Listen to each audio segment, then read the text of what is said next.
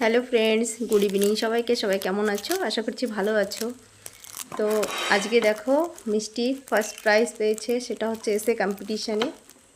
তো আমি তো ভাবতেই পারিনি মিষ্টি ফার্স্ট হবে। দেখো তো এর ভিতরে কি আছে সেটাই তোমাদেরকে দেখাচ্ছি। মিষ্টি কোথায় চলে গেলা তুমি?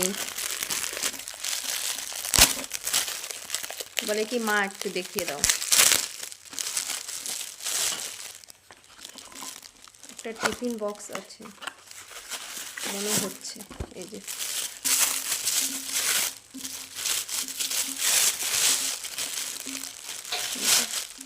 মিষ্টি স্কুলে খাবার নিয়ে যাবে।